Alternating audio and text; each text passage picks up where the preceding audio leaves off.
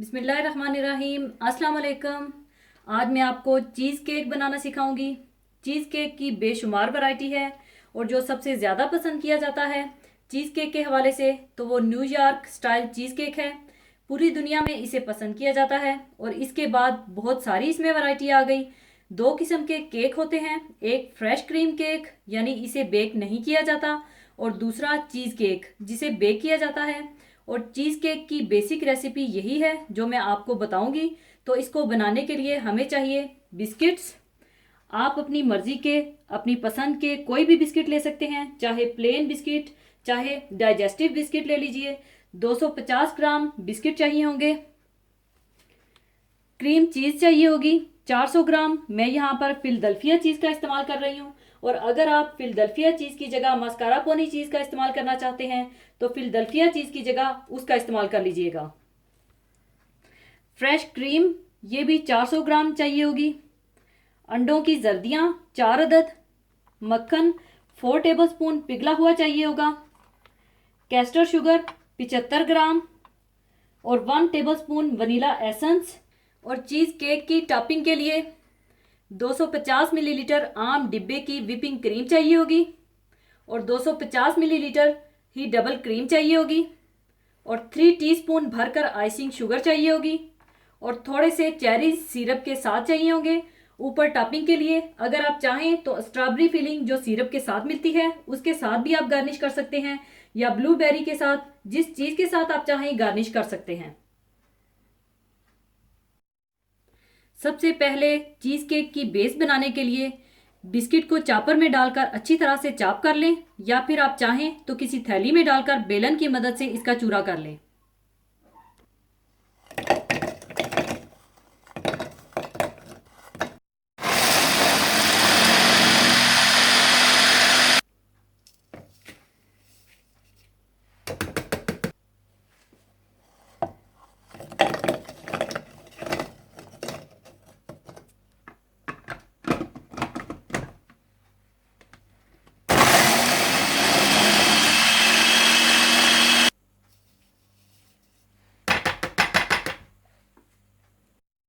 इसके बाद आप इसमें मक्खन डाल लें और अच्छी तरह से मिला लें।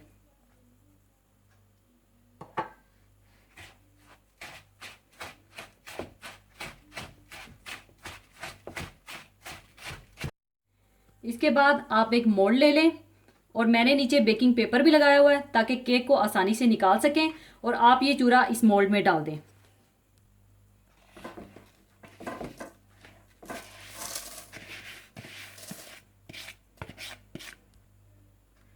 और अच्छी तरह से फैला लें और हाथों से दबा दबा कर इसे अच्छी तरह से सेट कर लें।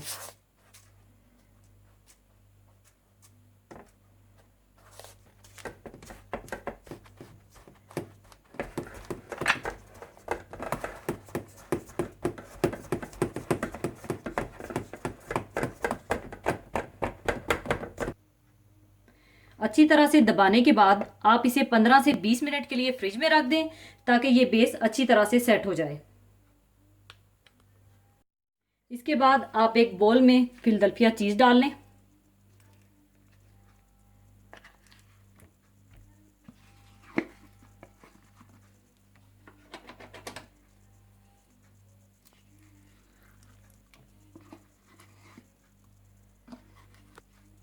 और फ्रेश क्रीम भी डाल दें।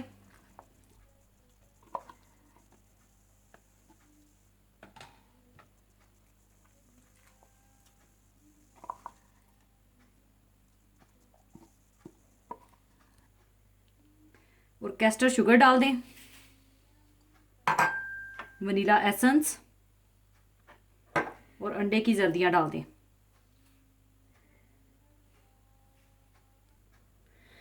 अब इसे आप बीट कर लें और ये क्रीम की शक्ल में आ जाना चाहिए।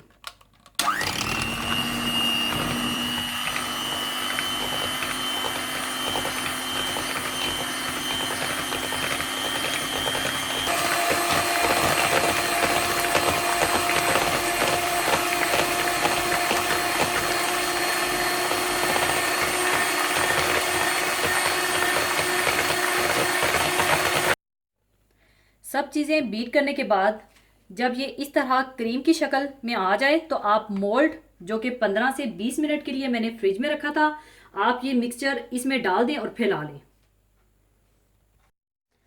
और साथ ही आप ओवन को भी 160 डिग्री पर प्रीहीटेड कर लें।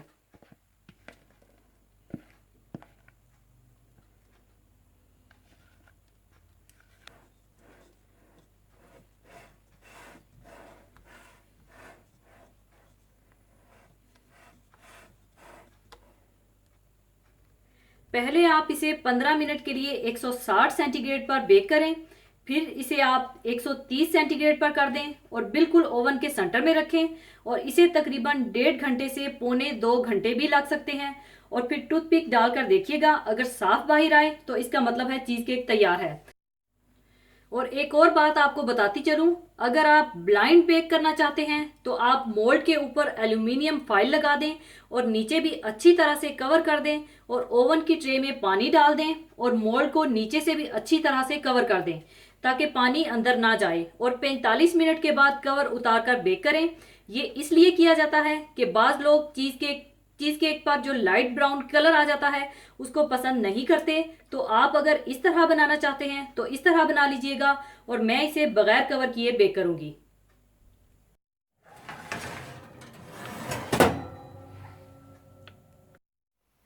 पूरे पौने 2 घंटे के बाद चीज़ केक तैयार है। अब इसे मैं बाहर निकाल लूंगी। और याद रखिएगा, बहुत हाई टेम्परेचर पर ना बनाइएगा वरना ये उबल कर बाहर आ जाएगा। और अब आप इसे कम से कम 4 घंटे के लिए फ्रिज में रखकर ठंडा कर लीजिए।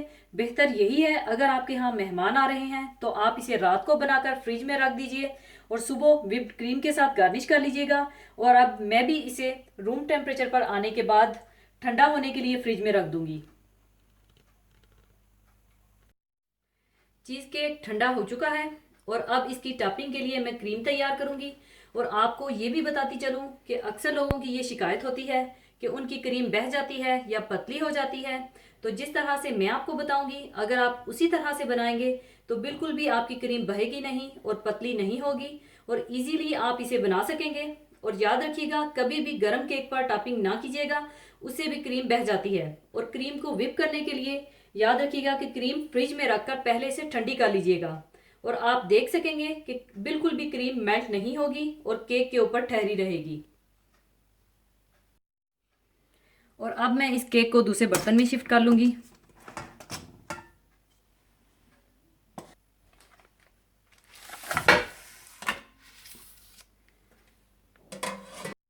क्रीम को व्हिप करने के लिए सबसे पहले आप डबल क्रीम डाल लें।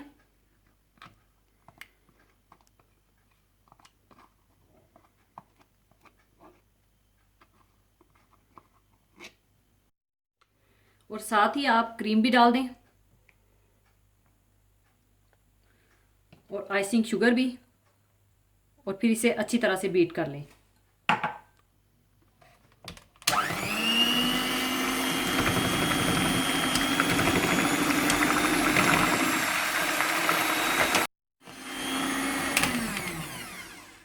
दो से 3 मिनट के बाद क्रीम व्हिप हो चुकी है। और ख्याल रखिएगा, ओवर बीट भी ना कीजिएगा वरना आपकी क्रीम फट जाएगी। और अब मैं इसे पाइपिंग बैग में डाल लूंगी।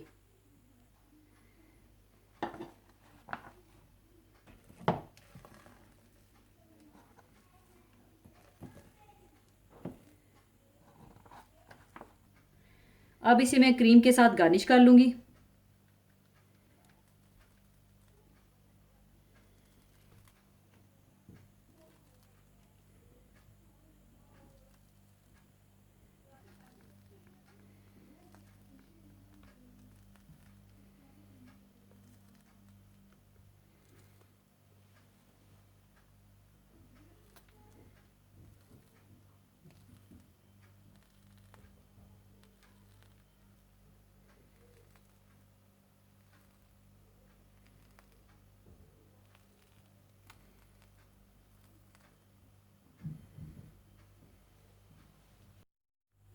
लीजिए, चीज़ केक तैयार है। अब मैं इसे काट काट चेरीज के साथ गार्निश करूंगी। और अगर आप ग्रेटेड चॉकलेट के साथ गार्निश करना चाहते हैं तो चॉकलेट के साथ भी गार्निश कर सकते हैं।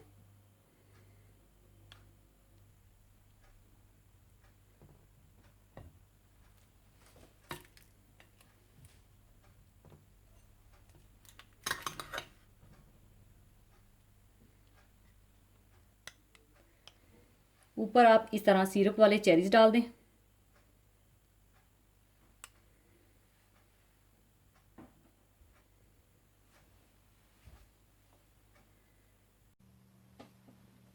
लीजिए, चीज़ केक तैयार है। ज़रूर बनाइएगा। और जाने से पहले एक हदीस पाक शेयर करना चाहूँगी जो कि इस तरह से है।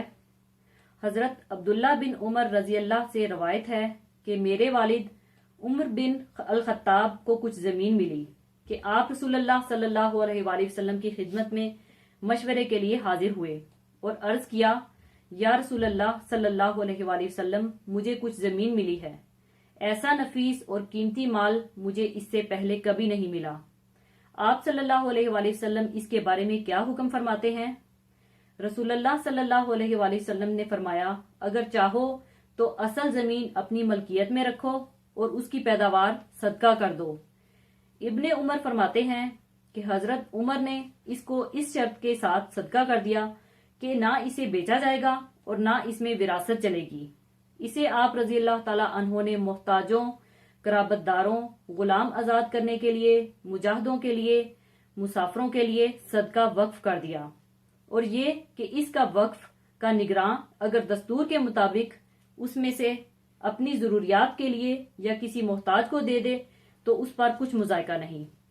यानी शरई तौर पर वक्फ के मानी ये हैं कि किसी चीज को अल्लाह की राह में दे देना, इस तौर पर कि उस चीज की असल महफूज रहे और उससे हासिल होने वाली आमदनी जायज जगह पर खर्च करना जिससे अल्लाह की मखलूक फायदा उठाए, लेकिन उसे फरोख्त वगैरह ना करना।